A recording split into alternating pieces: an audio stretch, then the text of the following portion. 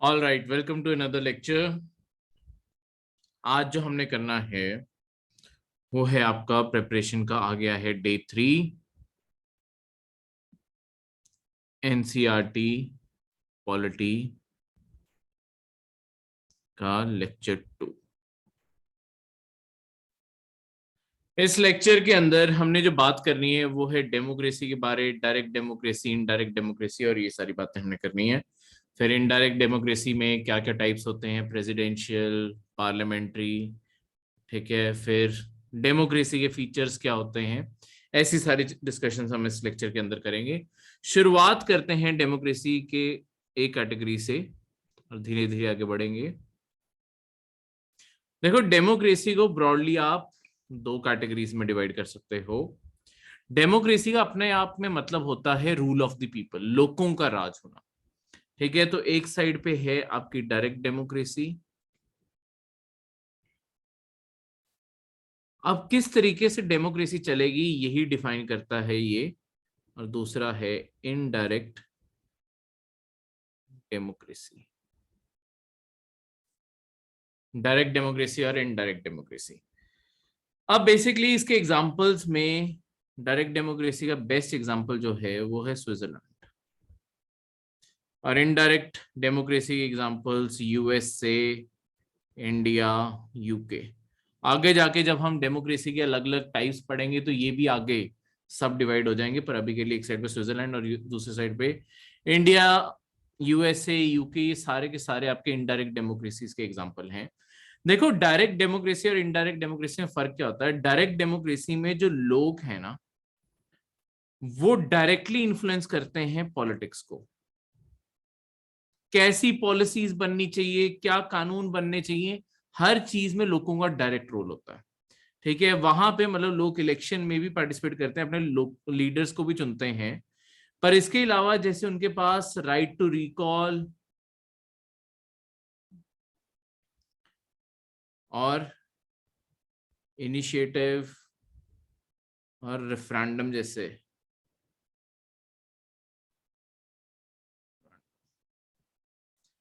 Rights भी हैं, ठीक है। अब ये सारी चीजें होते क्या हैं। देखो, डायरेक्ट डेमोक्रेसी पावर देती है जितने भी सिटीजन्स हैं कि वो डायरेक्टली पार्टिसिपेट करें कि उनकी सरकार कैसे काम करेगी, ठीक है। तो यहाँ पे होता क्या है, यहाँ पे ये आना थोड़ा हाँ, जैसे कि लेट्स सपोज हमारे पहले इनडायरेक्ट डेमोक्रेसी बारे बताता हूँ, फिर डायरेक्ट कंपेयर करना आसान हो जाएगा, फिर ये सारे इनिशिएटिव्स बारे बताता हूँ। देखो, हमारी जो पॉलिटिक्स है, पॉलिटिक्स हमारी डायरेक्टली नहीं चलती। हम जो सिटीजन्स हैं, जैसे इंडिया के हम सिटीजन्स हैं, वैसे अमेरिका के और यूके के, हम इलेक्शंस में अपने अपने उम्मीदवारों को, रिप्रेजेंटेटिव्स को इलेक्ट करते हैं। जो हमारा रिप्रेजेंटेटिव होता है हम दो जगह पे इलेक्ट करते हैं। एक तो देखो, सेंटर में जिसे इलेक्ट करते हैं वो आपका member of the parliament, MP बनता है, और जो स्टेट्स के अंदर हम इलेक्ट करते हैं उन्हें एमएलए कहते हैं, मेंबर ऑफ लेजिस्लेटिव असेंबली, ठीक है। तो हमारे यहाँ पे, और ये आगे आपकी सारी की सारी पॉलिटिक्स चलाते हैं। तो हम डायरेक्टली पॉलिटिक्स नहीं चलाते, हमारे बीच में एक एडिशनल स्टेप जुड़ा हुआ है कि हम डायरेक्टली पॉलिटिक्स को कंट्रोल नहीं करते, हम सिर्फ उन्हें चुनते हैं जो पॉलिटिक्स चलाएं। तो एक बीच में एडिशनल स्टेप डला हुआ है। अब इस चीज का कहां असर पड़ता है, मतलब हम फिर चुनते कैसे हैं, एक बार थोड़ा सा उसके बारे में बात करें। देखो, होता क्या है, ये कोई एक स्टेट मान लो या पूरा इंडिया मान लो, चलो पूरा इंडिया मान लो। अब इंडिया के हर जगह पे बराबर पॉपुलेशन तो है नहीं, कोई एरिया शायद बहुत ही ज्यादा डेंसली पॉपुलेटेड होगा, ठीक है। यहाँ पे आपके बहुत बड़े बड़े शहर बने हुए हैं, लेट्स सपोज इसको कॉर्नर पे, ठीक है। यहाँ पे एक बहुत बड़े शहर बना हुआ है, यहाँ पे एक बहुत बड़ा शहर बना हुआ है, यहाँ पे एक बहुत बड़े शहर कुछ बने हुए हैं। बाकी इंडिया का एरिया मान लो कि सारा रूरल है। ये जहां जहां मैंने ये डॉट बनाए हैं, वहां पे इतने को डॉट के अंदर ही लेट्स सपोज 10 लाख लोग रह रहे हैं। ये सिर्फ सपोज करने के लिए कि 10 लाख लोग रह रहे हैं। अब बाकी इंडिया के जो रूरल एरिया है, लेट्स सपोज इतने बड़े एरिया में 10 लाख लोग रह रहे हैं, यहाँ पे इतने बड़े एरिया में 10 लाख लोग रह रहे हैं, यहाँ पे ऐसे करके 10 लाख रह रहे थे, यहाँ पे इतने में 10 लाख, ये बहुत ही ज्यादा रूरल एरिया था, खुली जमीनें थी, तो ये इतना, ठीक है। करते कराते ऐसे आपकी अलग अलग डिविजन्स हो जाएंगी, ठीक है। तो ऐसे करके ये जो बाउंड्रीज हम बनाते हैं, इन्हें हम कहते हैं कॉन्स्टिट्यूएंसीज। आपकी हर इलेक्शन से पहले बनती हैं कॉन्स्टिट्यूएंसीज, ठीक है।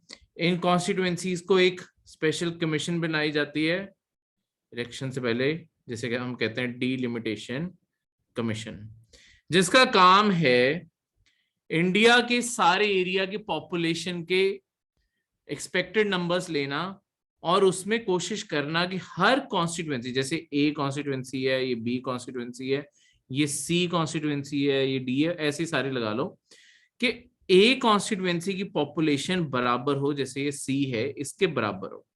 देखो हमारे यहाँ पे कंसर्न ज्योग्राफी नहीं है कि ज्योग्राफी का कितना बड़ा एरिया इसके अंडर आ रहा है, क्योंकि अगर आप जनरल साइंस में देखोगे ज्योग्राफी का अपने आप में तो एरिया ये ए का बहुत बड़ा है कंपेयर टू सी, सी तो सिर्फ इतनी को कॉन्स्टिट्यूएंसी है।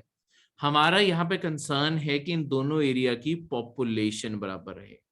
जब हमने अपना कॉन्स्टिट्यूशन बनाया और डेमोक्रेसी एस्टैब्लिश की, हमने इस चीज को प्राइम रखा कि हमारे यहाँ पे जो एक उम्मीदवार है, जो हमारा रिप्रेजेंटेटिव चुना जा रहा है, वो बराबर लोगों को रिप्रेजेंट करे। हमारे यहाँ पे क्राइटेरिया लोगों को बराबर को रिप्रेजेंट करे।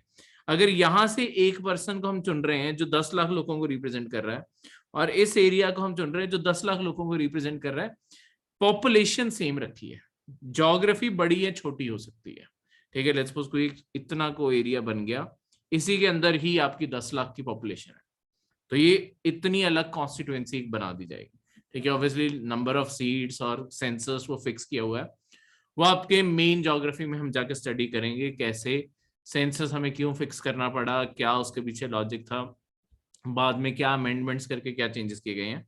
पर हम 1971 का बेसिकली सीटें बांटने के लिए अभी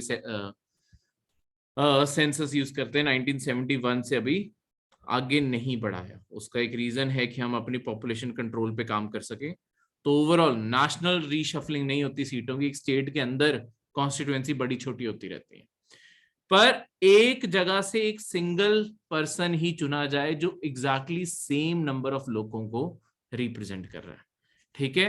तो ये पॉपुलेशन हमेशा इक्वल होनी चाहिए, ठीक है। इस बेसिस से ये बनाया जाता है आपका। क्लियर है? कोई भी डाउट यहाँ पे तो प्लीज कमेंट कीजिएगा और पूछिएगा, ठीक है। अब हमारे यहाँ पे जो सिस्टम है, देखो हर जगह से एक एक रिप्रेजेंटेटिव चुना गया, इन सारे लोगों ने जो भी रिप्रेजेंटेटिव चुना, फाइनली वही जाके हमारे बिहाफ पे सेंटर में लोकसभा में और हर स्टेट के अंदर स्टेट लेजिस्लेटिव असेंबली में बैठते हैं, डिपेंडिंग के कौन से इलेक्शंस हो रहे हैं। जैसे 2019 में आपके लोकसभा के इलेक्शन हुए, तो हम आपकी जो भी कॉन्स्टिट्यूएंसी बनी थी, आप वोट डालने गए होगे, ये वोटिंग सिस्टम ये आगे जाके हम अगले लेक्चर में पढ़ेंगे। तो वोट डालने गए होगे, वहां पे ईवीएम मशीन अगर आपने वोट डाली थी, नहीं तो ईवीएम मशीन ऐसे पड़ी होती है, यहाँ पे कैंडिडेट का नाम, उसकी पार्टी, उसका सिंबल होता है, ठीक है, और यहाँ पे बटन लगा होता है, आपको बस बटन दबा के आना है। जिसके पास सबसे ज्यादा वोटें पहुंच गई वो आपके कॉन्स्टिट्यूएंसी से जीत जाता है। हर कॉन्स्टिट्यूएंसी सिर्फ एक ही जीत सकता है। कॉन्स्टिट्यूएंसी उसी नंबर में बनाई जाती हैं जिस नंबर में सीटें होती हैं। लेट्स सपोज किसी लेजिस्लेटिव असेंबली में, जो स्टेट की असेंबली है, उसके अंदर आपकी 150 सीटें हैं, तो आपकी सारी पॉपुलेशन को 150 सीटों के अकॉर्डिंग डिवाइड किया जाता है। जहां पे पॉपुलेशन ज्यादा डेंस होगी वो छोटी कॉन्स्टिट्यूएंसी, जो बड़ी होगी वो, तो टोटल 150 लोगों को इलेक्ट करना है। एक जगह पे मल्टीपल लोग खड़े हो सकते हैं, पर अल्टीमेटली एक ही जीतता है, ठीक है। तो इस तरीके से, तो हमारे यहाँ पे एक एक्स्ट्रा स्टेप है, हमने अपने रिप्रेजेंटेटिव्स को चुना जो हमारे पूरे इलाके को रिप्रेजेंट कर रहे हैं, ठीक है, हमारी पूरी पॉपुलेशन को रिप्रेजेंट कर रहे हैं अगर हम इस जगह को बिलोंग कर रहे हैं।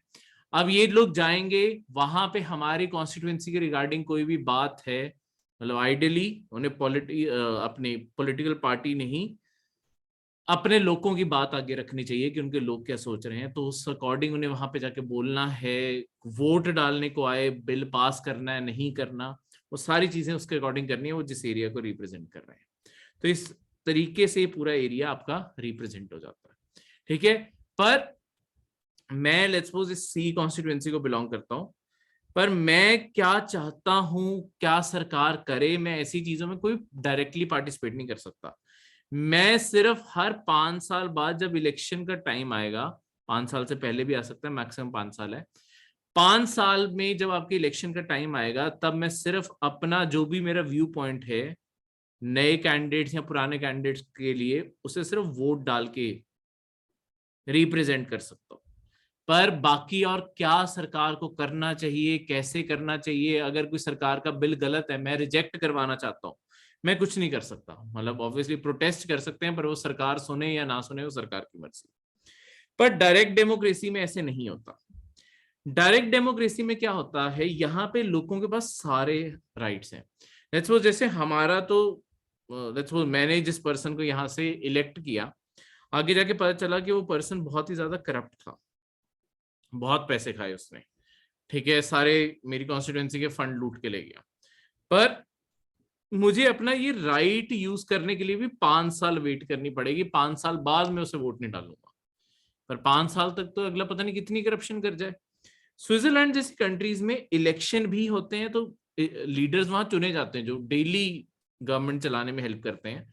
पर लेट्स सपोज वहां पे भी, मतलब वहां पे भी ऐसी कॉन्स्टिट्यूएंसीज बनती हैं, अगर किसी को नहीं पसंद कि उनका जो कैंडिडेट ठीक से काम नहीं कर रहा, या करप्ट है, या उसकी पॉलिसीज ठीक नहीं है, उसकी सोच ठीक नहीं है, कुछ भी है, वो क्या कर सकते हैं, वो अपने लोकल ऑफिस जा सकते हैं और वहां जाके राइट टू रिकॉल यूज कर सकते हैं। इसका क्या मतलब होगा, उनकी पूरी कॉन्स्टिट्यूएंसी के अंदर दोबारा से वोटिंग रख दी जाती है, सारे वोटिंग बूथ्स के अंदर ये बैलेट्स पहुंचा दिए जाते हैं। आपका काम होता है कि आपको खुद अवेयरनेस फैलानी है, कोई कैंपेनिंग कुछ नहीं कर रही सरकार, कि अपने नियरेस्ट बूथ पे जाइए, और मेरा कहना है कि जो हमने यहाँ से पर्सन को चुन के भेजा है वो काम नहीं कर रहा, उसे वापस बुला लेते हैं, रिकॉल कर लेते हैं। ठीक है, अगर यहाँ पे वोट पास हो गई तो वो सारे के सारे वापस आ जाएंगे, मतलब जिसे भी हमने चुना था वो वापस आ जाएगा, दोबारा से इलेक्शन हो गई। तो अगर हमें कोई लगता है ठीक से नहीं काम कर रहा, स्विट्जरलैंड में आप उसे वापस भी बुला सकते हो। इंडिया में ये चीज अवेलेबल नहीं है। इसके अलावा जो अगली चीज है, हम यहाँ पे इनिशिएटिव या रेफरेंडम भी शुरू कर सकते हैं। इनिशिएटिव के बारे में बताता हूँ।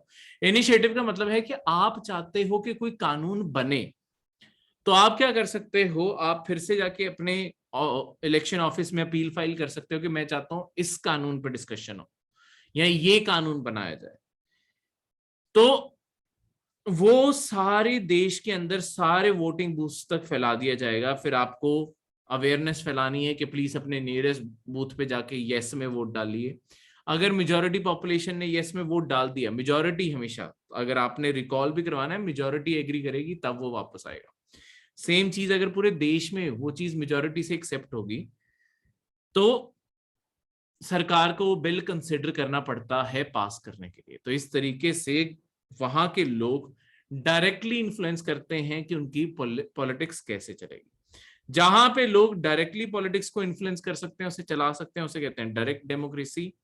इनडायरेक्ट डेमोक्रेसी होती है जहां पे हम डायरेक्टली पॉलिटिक्स को नहीं चलाते, हम किसी को चुनते हैं जो आगे पॉलिटिक्स चलाते हैं, और इनके ऊपर हमारा कोई कंट्रोल नहीं होता 5 साल के लिए। इनका सुनना ना सुनना इनकी अपनी मर्जी है।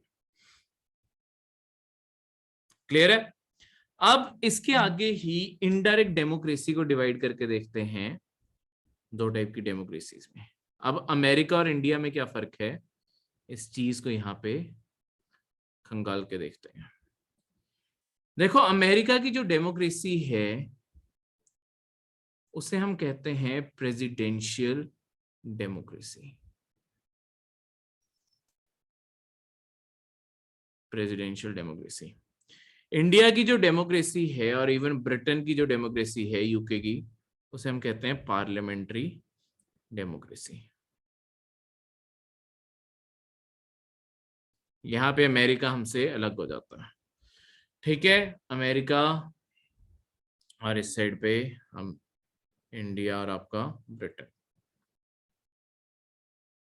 ठीक है, ये देखो आपकी डेमोक्रेसी को जो ये नाम मिलता है ना, प्रेसिडेंशियल या पार्लियामेंट, ये इस चीज पे डिपेंड करता है कि सबसे ज्यादा आपकी कंट्री में पावर किसके पास है। क्या वो प्रेसिडेंट के पास है, क्या वो पार्लियामेंट के पास है। अमेरिका में सबसे पावरफुल जो ऑफिस है वो है प्रेसिडेंट ऑफ अमेरिका का। इस कारण उनकी डेमोक्रेसी का नाम प्रेसिडेंशियल डेमोक्रेसी है। हमारे यहाँ पे सारे तीनों ऑर्गन्स में से एग्जीक्यूटिव, लेजिस्लेचर और जुडिशरी में से सबसे पावरफुल लेजिस्लेचर है। उसका क्या रीजन है वो आगे जाके हम जब डिटेल्ड इंडिया का डायग्राम बनाएंगे उसके अंदर पढ़ेंगे अगले लेक्चर में, अगले 2 लेक्चर्स में। तो हमारे यहाँ पे इंडिया यूके के अंदर हम सबसे पावरफुल बॉडी पार्लियामेंट है। यूके का तो हमने वैसे ही पिछले लेक्चर में पढ़ा था कि वहां पे सबसे पावरफुल उनकी पार्लियामेंट है, वहां तो रिटन कॉन्स्टिट्यूशन भी नहीं है।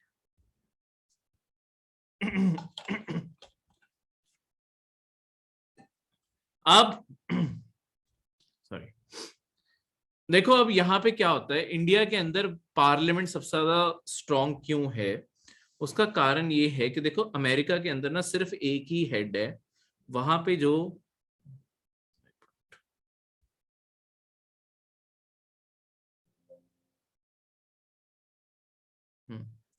वहां पे जो प्रेसिडेंट ऑफ अमेरिका हैं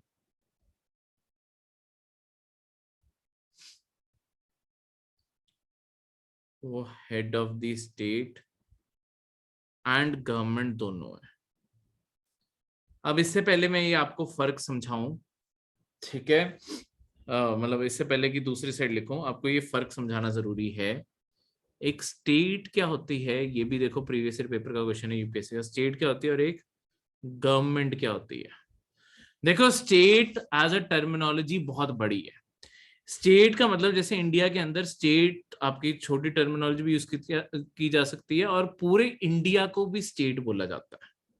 पूरा India as a state exist करता है। देखो स्टेट में आपकी सिर्फ गवर्नमेंट नहीं होती, लोग होते हैं, ज्योग्राफी होती है, कोई इलाका होता है जिसके अंदर वो सारे लोग रह रहे हैं, उसके बाद उन लोगों द्वारा क्रिएट किया हुआ कोई पॉलिटिकल सिस्टम होता है, उन लोगों का थ्री आना था, उन लोगों का कोई अपना कल्चर होता है, और ये जो पूरी की पूरी चीज है ये बनाती है स्टेट।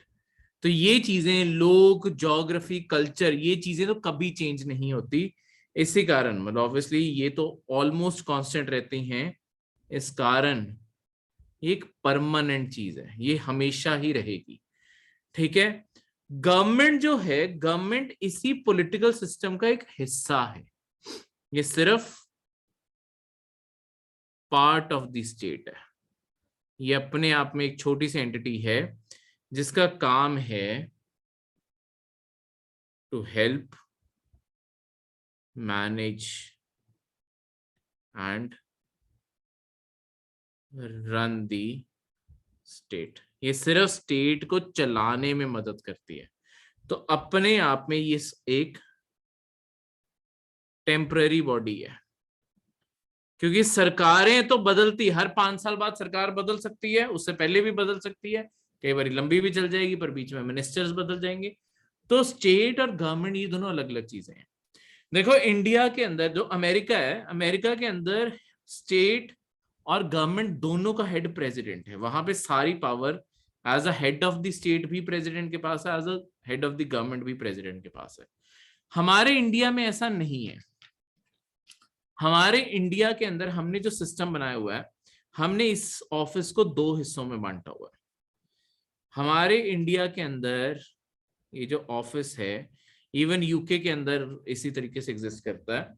हमारे इंडिया के अंदर एक ऑफिस है, टॉप एग्जीक्यूटिव ऑफिसेस जो हैं इंडिया के, प्रेसिडेंट ऑफ इंडिया इंडिया का टॉप एग्जीक्यूटिव है, इनसे ऊपर कोई नहीं है इंडिया में। दूसरे आपके प्राइम मिनिस्टर ऑफ इंडिया है। ठीक है, अब ज्यादातर आप न्यूज में सुनते कि नहीं हो prime minister of, obviously president अभी कुछ टाइम पहले चेंज हुए हैं, पर उस वैसे भी जनरली भी आप हमेशा प्राइम मिनिस्टर को ज्यादा न्यूज में सुनते हो। इसका एक रीजन है। देखो प्रेसिडेंट ऑफ इंडिया जो है वो हेड ऑफ द स्टेट तो जरूर है, पूरे इंडिया के जो हेड हैं वो प्रेसिडेंट ऑफ इंडिया हैं, फर्स्ट सिटीजन वही है। ठीक है, सिर्फ इंडिया में एक ही गाड़ी है जिसके ऊपर एक्चुअली नंबर प्लेट नहीं होती, इंडिया के एम्बलम लगे होते हैं, वो है प्रेसिडेंट की गाड़ियां। ठीक है, प्राइम मिनिस्टर की गाड़ियों के ऊपर भी नंबर प्लेट होती हैं, प्रेसिडेंट की नहीं होती। प्राइम मिनिस्टर आपके, क्योंकि जो उस टाइम पे सरकार चल रही है ना, उसके हेड है वो, सरकार गिर गई इनकी भी पोजीशन खत्म। हमने ये दो ऑफिसेस क्यों बनाए, देखो हमारे यहाँ पे क्योंकि ब्रिटिश रूल करके गए और उन्होंने जो हमारे इंडिया में ऑलमोस्ट सिस्टम बना लिया था ना, हमने ऑलमोस्ट वही सिस्टम थोड़ी बहुत ही मॉडिफिकेशन के साथ चलाए रखा है। तो ब्रिटिश का सिस्टम देखोगे, उनके वहां पे रानी बैठी हुई है हेड ऑफ द स्टेट के तौर पे, और वहां पे भी प्राइम मिनिस्टर होता है और आपके वो सरकार को चलाता है। ठीक है, तो इनका बेसिकली प्रेसिडेंट ऑफ इंडिया का और वहां पे रानी का कोई काम नहीं है कोई ज्यादा बड़ा, इनका काम सिर्फ साइन करने का, जो बिल तैयार हुआ, जो फाइनल आया, कोई ऑर्डर आया, उसके ऊपर बस साइन करने हैं, वो भी ये प्राइम मिनिस्टर और बाकी मिनिस्टर से पूछ के करते हैं। तो ऑब्वियसली नाम के हेड रह जाते हैं, इनके पास कोई रियल पावर नहीं है। इसलिए हम कह देते हैं कि ये जो हैं आपके नॉमिनल हेड हैं, या जिसे हम कह सकते हैं डिजॉर। ठीक है, लैटिन में डिजॉर। प्राइम मिनिस्टर ऑफ इंडिया बार बार आप न्यूज में इसलिए इतना सुनते हो क्योंकि असली सरकार वो चला रहे हैं, पावर उनके पास है, प्रेसिडेंट इन्हीं के कहने पे काम करेगा। इसीलिए इन्हें बोला जाता है कि एक्चुअली इंडिया के रियल हेड ये है, वो हेड ऑफ द स्टेट है, इस कारण वो टॉप ऑफिस वही होल्ड कर रहे हैं, पर वो सिर्फ नाम का है क्योंकि पावर तो है नहीं, पावर सारी यहां पे है। इस कारण ये रियल हेड, या जिन्हें डिफैक्टो कह सकते हैं, फैक्टो फैक्ट है कि इनके पास एक्चुअली पावर इनके पास है। ठीक है, अब यहां पे अमेरिका के प्रेसिडेंट को देखोगे, अमेरिका के प्रेसिडेंट दोनों है, स्टेट का हेड भी और गवर्नमेंट का भी, तो वो पॉलिसी भी बनाते हैं और साइन भी खुद ही करने हैं, तो उनके पास सारी पावर है। देखो हमें ये थ्रेट था कि कोई ऐसा पर्सन प्रेसिडेंट की कुर्सी पे ना बैठ जाए जो सारी पावर अपने पास ही हथिया के रख ले, फिर इंडिया डेमोक्रेसी ना रहता। इसी कारण हमने जो टॉप एग्जीक्यूटिव ऑफिस था ना, उसे दो हिस्सों में बांटने का सोचा कि अगर इनमें से कोई भी एक पर्सन करप्ट हुआ और उसने सोचा कि मैं सारे इंडिया को डिक्टेटरशिप में ले आऊं, दूसरा पर्सन उसे एटलीस्ट हम उम्मीद करते हैं कि वो रोक पाए। ठीक है, इसलिए हमने ये पावर बांट दी। ठीक है, अब जो प्राइम मिनिस्टर ऑफ इंडिया होता है ना, अब हमारे, मैंने ये क्यों करने लग गया, हमारे यहाँ पे तो पार्लियामेंट और प्रेसिडेंशियल सिस्टम की बात चल रही थी। देखो पार्लियामेंट सबसे ज्यादा पावरफुल क्यों है, क्योंकि प्राइम मिनिस्टर ऑफ इंडिया को कंट्रोल्ड बाय पार्लियामेंट है वो सारे, सिर्फ प्राइम मिनिस्टर ऑफ इंडिया नहीं, बाकी जितने मंत्री भी हैं सेंटर में, जितने भी आपके मिनिस्टर्स हैं, उन सबको पार्लियामेंट ऑफ इंडिया कंट्रोल करती है। पार्लियामेंट जब चाहेगी उनकी सरकार गिरा देगी, उन्हें कुर्सी से हटा देगी। ये आगे जाके हम लेक्चर में इस चीज को डिटेल में पढ़ेंगे, बस अभी के लिए एज अ फैक्ट इसे याद रख लो।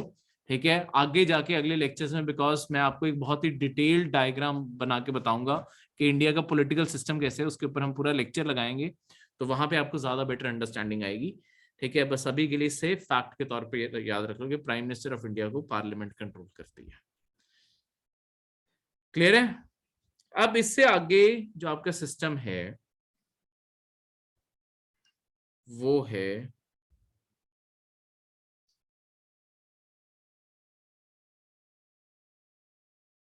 Monarchal democracy. दो टाइप की डेमोक्रेसी में आगे डिवीजन करें, एक है मोनार्कल डेमोक्रेसी और है एक रिपब्लिकन डेमोक्रेसी। अब आप एक सवाल उठाओगे कि सर कल तो आपने पढ़ाया था कि मोनार्की और डेमोक्रेसी अलग अलग चीजें होती हैं, आज आप एक ही जगह पे मोनार्कल और डेमोक्रेसी दोनों लिख रहे हो। मोनार्की का मतलब होता है राज शासन और डेमोक्रेसी का मतलब लोकतंत्र, ये तो दोनों अलग अलग चीजें हमने पढ़ी थी, आज हमने एक साथ जोड़ के क्यों लिख दी? देखो ये जो वर्ड्स हैं ये एक्चुअली रिप्रेजेंट करते हैं कि हेड ऑफ द स्टेट कौन होगा। तो आप कभी भी कंट्री के ये देख के कि वहां पे मोनार्कल है या वो रिपब्लिकन है। जैसे आप अपना पासपोर्ट देखोगे, पासपोर्ट के ऊपर लिखा होगा रिपब्लिक ऑफ इंडिया, तो वो रिप्रेजेंट करता है कि इंडिया एक रिपब्लिक है। तो यहाँ पे फिर से इंडिया और यूएसए एक साइड हो जाते हैं, यूके एक साइड हो जाता है। हेड ऑफ द स्टेट, अभी मैंने आपको बताया कि हेड ऑफ द स्टेट आपके यूके के अंदर रानी है, इंडिया और यूएसए दोनों के अंदर प्रेसिडेंट है। चाहे हमारे प्रेसिडेंट के पास पावर नहीं है, पर हेड ऑफ द स्टेट तो प्रेसिडेंट ही है इंडिया में, अमेरिका में उनका प्रेसिडेंट है। अब ये चीज इस चीज पर डिपेंड करती है, ये दोनों टाइटल्स अगर तो एक ही परिवार के लोग, अगर ये जो हेड ऑफ द स्टेट की पोजीशन है वो हेरिडिटरी है, यानी कि एक ही परिवार के पास है पोजीशन, और जैसे जब रानी है, रानी की डेथ हो जाएगी तो उनके आगे परिवार को किसी को गद्दी मिल जाएगी, फिर उसके आगे किसी को गद्दी मिल जाएगी, पर बैठा एक ही परिवार रहेगा। ठीक है, एक सिंगल फैमिली ही यहाँ पे बैठी हुई है। उस सिस्टम को कहते हैं कि ये मोनार्कल डेमोक्रेसी। यहाँ पे हेड ऑफ द स्टेट कोई एक आम सिटीजन, अगर मैं चाहूं, अगर मैं लेट्स सपोज यूके में हूं, मैं चाहूं तो मैं हेड ऑफ द स्टेट कभी नहीं बन सकता, मैं सपने में भी नहीं सोच सकता। ठीक है, पर वहीं अगर मैं इंडिया यूएसए की बात करूं, यहां पे प्रेसिडेंट बनने के लिए आपको किसी एक परिवार से होने की जरूरत नहीं है। ठीक है, हमारे यहाँ पे हमने इस चीज की पूरी वैरायटी दिखाई है। हमारे यहाँ पे सारे धर्मों के प्रेसिडेंट रह चुके हैं, जेंडर्स हमारे इंडिया के अंदर मेल और फीमेल दोनों टाइप के, दोनों जेंडर्स में से प्रेसिडेंट रह चुके हैं। ठीक है, आपके general category, ST category, SC category, सारी कैटेगरीज में से रह चुके हैं। तो हमने अपनी बहुत ही वाइब्रेंस दिखाई है। तो कोई भी पर्सन ड्रीम कर सकता है कि वो एक दिन प्रेसिडेंट ऑफ इंडिया बन सकता है। ठीक है, किसी भी कंट्री में जब आप मिनिमम क्वालिफिकेशन, जब मतलब ऑब्वियसली ऐसा नहीं कि रैंडमली कोई बन सकता है, क्वालिफिकेशन तो पूरी करनी पड़ेगी, पर कोई भी पर्सन अगर प्रेसिडेंट बन सकता है, एनीवन कैन बी प्रेसिडेंट, उस देश को हम कहते हैं कि वो एक रिपब्लिकन देश है। ठीक है, जिस देश के अंदर आपके हमेशा इलेक्टेड हेड हो, किसी ना किसी तरीके से चुना जाए। देखो अब, पर इंडिया और यूएसए के ना चुनाव में फर्क है, इलेक्शंस में फर्क है। इंडिया में और अमेरिका में फर्क ये है कि अमेरिका के अंदर ना लोग अपने प्रेसिडेंट को खुद चुनते हैं, डायरेक्टली चुने जाते हैं। इंडिया के अंदर ऐसा नहीं होता। इंडिया के अंदर आपको कई बार पता भी नहीं चलेगा, जैसे अब तो आप सिविल सर्विसेज की तैयारी कर रहे हो तो ऑब्वियसली पता चलेगा, नहीं तो एक आम आदमी को कभी पता भी नहीं चलता कि प्रेसिडेंट की इलेक्शन कब हो गए। ठीक है, इतने ज्यादा आराम से पीसफुली होते क्योंकि कैंपेन कुछ नहीं होता। अमेरिका के अंदर तो बिलियंस ऑफ डॉलर वार देते हैं इलेक्शन जीतने के लिए। तो इंडिया के अंदर ये बहुत क्वाइटली, तो कौन चुनता है इंडिया के अंदर, इसे हम आगे पूरी डिटेल में इलेक्शन सिस्टम को करेंगे। देखो ये धीरे धीरे पॉलिटी, इंडिया की पॉलिटी का बिल्डअप होगा। ठीक है, इंडिया का सिस्टम कैसा दिखता है हम वो सारा पढ़ेंगे। पर यहाँ पे अभी इसे बताने के लिए, जिन लोगों को हमने चुना था ना, जो हमारे रिप्रेजेंटेटिव्स थे, एमपीज और एमएलएस, ये चुनते हैं आगे हमारे प्रेसिडेंट को। पर क्योंकि कोई ना कोई चुन रहा है इनडायरेक्टली, इनडायरेक्टली चुनने का मतलब लोग नहीं चुन रहे। डायरेक्ट इलेक्शन होता है जहां पे लोग खुद पार्टिसिपेट कर रहे हैं। जैसे अगर मैं खुद वोट डाल के किसी को जिता रहा हूं, वो डायरेक्ट इलेक्शन होंगे। आप और मैं, हम सिटीजन हैं, हम जाके किसी को जिताएंगे, वो डायरेक्ट इलेक्शन है। जहां पे हम नहीं डायरेक्टली वोट डाल रहे, हमारे चुने हुए लोग आगे वोट डाल रहे हैं, बीच में लेवल आ गया ना, उस चीज को कहते हैं वो इनडायरेक्ट इलेक्शन है। क्योंकि जिन्हें हमने चुना उसके बाद हमारी अब कोई चॉइस नहीं है, अब उनकी चॉइस है, उन्होंने किसे प्रेसिडेंट बनाना है। तो इस तरीके से आपका ये सारा सिस्टम एग्जिस्ट करता है। यहाँ पे आपके यूके के अंदर अगर जैसे मैं कंसिडर करूं, देखो वहां पे ऐसी पॉलिटी दिखती है कि वहां पे रानी है ऑब्वियसली, जो एक मोनार्क है। ठीक है, वो पर अपनी मनमर्जी नहीं कर सकती, वो काम करती हैं प्राइम मिनिस्टर और उनके बाकी जो काउंसिल के मिनिस्टर्स हैं उनके कहने पे, जो जिन्हें कंट्रोल करती है उनकी पार्लियामेंट। तो अगर बाकी सारे के सारे उनकी देश को देखोगे, बाकी सारी उनकी सारी डेमोक्रेसी है। ठीक है, तो नीचे डेमोक्रेसी ही है तभी वर्ड, बस ये टॉप ऑफिस जो है वो एक मोनार्क ने रखा हुआ है। ठीक है, ग्लोरियस रेवोल्यूशन, मैंने आपको तभी हिस्ट्री बताई ताकि ये रट्टे ना मारने पड़े, हमें समझ आए कि वो कुर्सी पे क्यों बैठे हुए हैं। इंडिया में ऐसा कुछ नहीं था, इंडिया में रूल खत्म हुआ, वैसे अमेरिका के अंदर भी ब्रिटिश रूल खत्म हुआ, उन्होंने अपना हेड चुना, हमने भी एक हेड पोजीशन क्रिएट की और इस तरीके से ये सारा सिस्टम क्रिएट किया। तो हम एक रिपब्लिकन देश है क्योंकि हमारे यहाँ पे president, head of the state का ऑफिस कोई भी पर्सन ऑक्यूपाई कर सकता है अगर वो इलेक्ट होता है। तो वहां पे एक ही परिवार के इलेक्ट करेंगे, जहां पे कोई भी हो सकता है उसे रिपब्लिकन वर्ड, ये वर्ड मत भूलना, डायरेक्टली पेपर में ऐसे क्वेश्चन आते हैं कि रिपब्लिकन वर्ड का मतलब क्या होता है। जहां पे head of the state elected होगा वो रिपब्लिकन। अब इससे आगे बढ़ते हुए अब एक जनरल बात करें कि आपकी डेमोक्रेसी होती क्या है, किस देश को आप डेमोक्रेसी बोलोगे। देखो जैसे एग्जांपल के तौर पे अपने दो पड़ोसी देश ही लगाते हैं, क्या आपको लगता है चाइना एक डेमोक्रेसी है या पाकिस्तान एक डेमोक्रेसी है?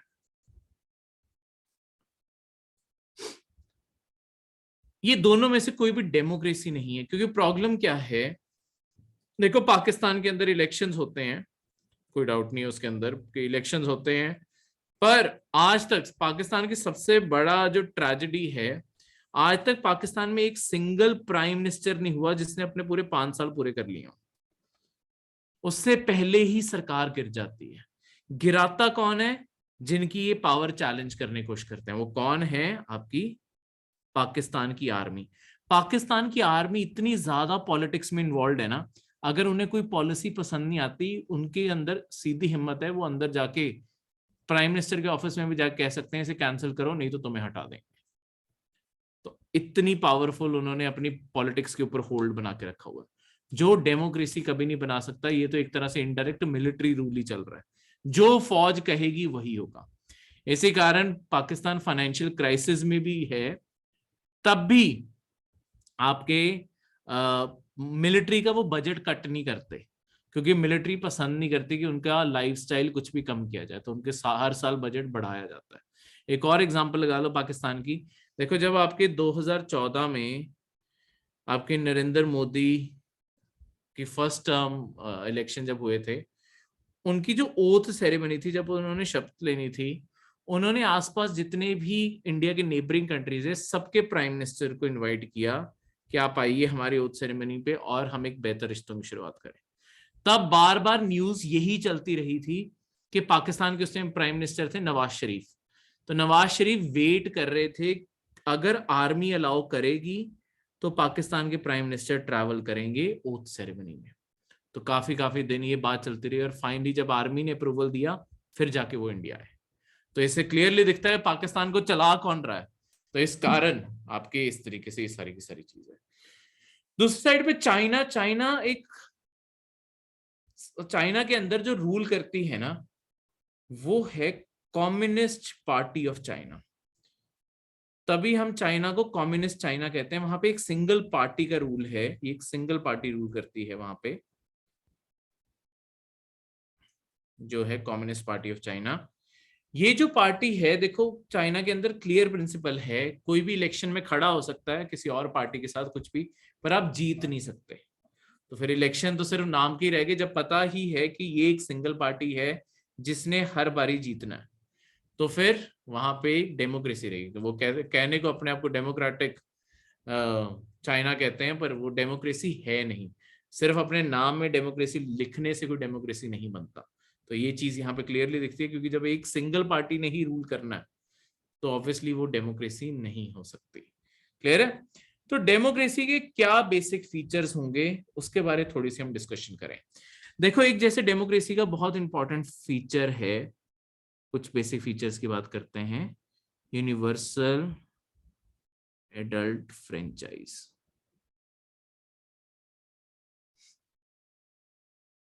यूनिवर्सल एडल्ट फ्रेंचाइज, अब ये क्या होता है?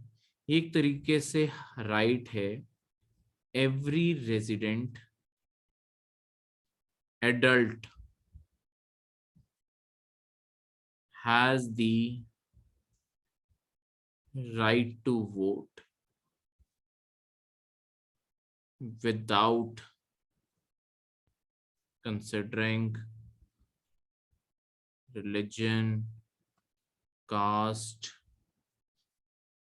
race, gender। क्लियर है? अब इसका क्या मतलब होता है, देखो इस वर्ड को ब्रेक करके, यूनिवर्सल एडल्ट फ्रेंचाइज। फ्रेंचाइज का मतलब है वोटिंग का हक। कोई भी पर्सन जो एडल्ट बन जाएगा, जो भी एडल्ट बनने की उम्र होगी देश के अकॉर्डिंग, उसे यूनिवर्सली अपने आप वोटिंग का राइट मिल जाएगा। ठीक है, वो सरकार को चुनने में भागीदार बन जाएगा। देखो डेमोक्रेसी में बिना फर्क किए, अनटिल अनलेस तुमने कोई सीरियस क्राइम किया है या तुम मेंटली अनसाउंड हो और कोर्ट ने डिक्लेयर कर दिया, तब जाके वोटिंग का राइट नहीं मिलता। नहीं तो हर एडल्ट को वोटिंग का राइट है, बिना ये कंसिडर किए कि वो कितने पढ़े लिखे हैं, किस रिलीजन से हैं, कौन से जेंडर के हैं, कौन से, हर चीज सारी कंसिडरेशंस हटा के। ठीक है, देखो 1950 से लेके 1989 तक इंडिया की जो एडल्ट एज थी, जो वोटिंग एज थी ना, वो 21 ईयर्स होती थी। जो हमने क्या किया, 61st कॉन्स्टिट्यूशन, हमने कॉन्स्टिट्यूशन को चेंज किया, कॉन्स्टिट्यूशन को अमेंड किया, कॉन्स्टिट्यूशनल अमेंडमेंट 1989। हमने 1989 में एक कॉन्स्टिट्यूशन में चेंज किया और ये एज कम करके 18 साल कर दी। इसका मेन कारण क्या है कि देखो, जो इससे पहले सिर्फ जो 21 साल का हुआ है और 21 साल से ऊपर की उम्र के हैं, सिर्फ वही वोट डाल सकते थे। हम चाहते थे और ज्यादा लोगों को वोटिंग का राइट मिले, और ज्यादा लोग इंडिया के वोटिंग में पार्टिसिपेट करें। तो हमने और ये 20 साल, 19 साल और 18 साल वालों को भी यहाँ पे वोटिंग का राइट दे दिया, तो और ज्यादा यूथ वोट डाले। अभी गवर्नमेंट का एक प्रपोजल कंसिडरेशन में है, ये अभी हुआ नहीं है, ये सिर्फ एक प्रपोजल है, प्रपोजल कभी फाइनल नहीं होता। एक प्रपोजल है कि आपके उम्र कम करके अब 16 साल कर दी जाए, ताकि जो आने वाली जनरेशन है वो अपनी सरकार, अपना फ्यूचर खुद डिसाइड कर सके वो कैसी चीज चाहिए। तो और यंग को हम रिप्रेजेंट करना चाहते हैं, उसके लिए सारी चीज क्रिएट की जा रही है। अब इस तरीके से वोटिंग राइट मिले। अब वोटिंग का जिन्हें हक मिला है, उन्हें 1 वोट 1 वैल्यू मिले, उन्हें 1 वोट हो और 1 वैल्यू हो। इसका क्या मतलब है, देखो लेट्स सपोज 2 पर्सन है, एक ए पर्सन है और एक बी पर्सन है। ए पर्सन बिलोंग करता है लेट्स सपोज MNOP रिलीजन को, रिलीजन के बेस पे करते हैं चलो। बी पर्सन बिलोंग करता है EFG रिलीजन को। अब मैं अगर ऐसा सिस्टम बना दूं कि जब एक कम्युनिटी के लोग, इस रिलीजन के लोग जब वोट डालेंगे, उनकी 1 वोट 2 के बराबर काउंट होगी। यानी कि उन्होंने एक बार ही बटन दबाया, और क्योंकि वो उस कम्युनिटी से हैं, उनकी वोट 2 बार ही काउंट होगी। पर ये जो लोग हैं, इन्होंने बटन दबाया, इनकी वोट 1 ही काउंट होगी। तो ये तो अपने आप में सिस्टम अनफेयर हो गया ना, अनजस्ट हो गया। तो ये डेमोक्रेसी नहीं हो सकती। हर पर्सन को सिर्फ 1 ही वोट का राइट मिले और उस वोट की 1 ही वैल्यू हो। ठीक है, इस सिस्टम को हम कहेंगे कि ये आपका एक डेमोक्रेटिक सिस्टम का हिस्सा है। क्लियर है? अब इससे नेक्स्ट चीज, आपकी इलेक्शन कंडक्ट जब करवाए जाते हैं, ये जरूर कंसिडर करना जरूरी है कि जो पार्टी इस टाइम रूलिंग पार्टी है, जो अभी पावर में बैठे हैं लोग, उनके जितने जीतने के चांसेस हैं, उतने ही हारने के भी चांसेस हैं। इसका क्या मतलब है, देखो अगर मैं पावर में बैठा हुआ हूं, मेरे पास सारी की सारी रिसोर्सेज हैं, पुलिस मेरे पास है, हर चीज मेरे पास है, मैं करने को घपले करवा दूं, कोई भी घोटाले करवा दूं जिसके कारण दूसरी पार्टी को वोटिंग न डालने दो, ठीक है, या उनका कैंपेन खराब कर दूं, कुछ भी कर दूं। पर ये एक फिर अनफेयर सिस्टम रहेगा, क्योंकि मैं पावर का गलत इस्तेमाल कर रहा हूं। यहाँ पे जो एक रूलिंग पार्टी है, जो पर्सन पावर में बैठा है और एक जो पर्सन उसके ऑपोजिशन में लड़ रहा है, उन दोनों के चांसेस हमेशा 50-50% होने चाहिए कि शायद जीत जाए, शायद हार जाए। ऑब्वियसली बेटर कैंडिडेट अगर हुआ तो जीतने के चांसेस बढ़ जाएंगे, पर वो अपनी खुद की पर्सनालिटी, खुद की वादों के ऊपर वो सब कुछ होना चाहिए। पावर का इन्फ्लुएंस नहीं होना चाहिए इसके ऊपर, वो चीज। और लास्टली जो हमने जिसकी बात करनी है कि आपके कंट्री में इलेक्शन कंडक्ट कौन करवाता है। देखो अगर तो सरकार, जो रूलिंग पार्टी है, वो सरकार चला रही है और सरकार खुद ही इलेक्शन करवा रही है, वो तो अपने आप को ही जितवाएंगे ना, वो किसी और को थोड़ी जीतने देंगे। इस कारण कंडक्ट करने के लिए जरूरी है कि कोई ऐसी एक इंडिपेंडेंट बॉडी हो जो सरकार के कंट्रोल में ना हो। देखो इंडिया के तभी आपके ultimately free and fair elections हो पाएंगे। इंडिया के इलेक्शंस जो हैं, फ्री एंड फेयर इलेक्शंस लिखना भूलिए, फ्री एंड फेयर इलेक्शंस होंगे। इंडिया के कॉन्स्टिट्यूशन ने मेक श्योर किया कि ये चीज होनी चाहिए, इसी कारण हमारे कॉन्स्टिट्यूशन ने प्रोवाइड किया है इलेक्शन कमीशन ऑफ इंडिया।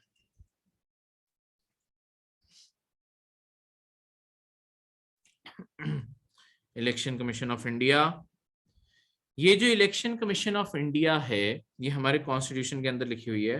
यहाँ पे मैं आपको कॉन्स्टिट्यूशन का आर्टिकल भी बता दूं, आर्टिकल 324 इसके अंदर लिखा हुआ है। और इसके चलते हुए आपके इलेक्शन कमीशन को इंडिपेंडेंस दी हुई है सरकार से कि वहां पे जो आपके इलेक्शन कमिश्नर है, आपकी इलेक्शन कमीशन को 3 मेंबर बॉडी से 3 लोग चलाते हैं, बस मेनली 3 लोग चलाते हैं। उसमें एक है आपका चीफ इलेक्शन कमिश्नर,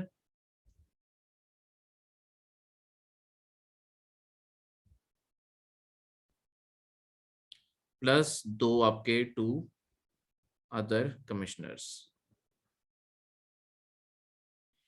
इन्हें एक तो रिमूव करना बहुत टफ है, जो आपका चीफ इलेक्शन कमिश्नर है उससे इन दोनों को रिमूव करना कंपैरेटिवली आसान है। वो चीफ इलेक्शन कमिश्नर की मर्जी से रिमूव हो सकते हैं।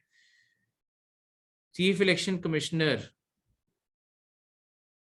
रिमूवल इज टफ, बहुत मुश्किल है, वो आगे जाके हम मेन पॉलिटी में पढ़ेंगे, यहाँ नहीं आएगा। और दूसरा, ये इनके बजट के ऊपर सरकार का कोई कंट्रोल नहीं है, इन्हें जितना बजट चाहिए सरकार को अलॉट करना ही पड़ता है।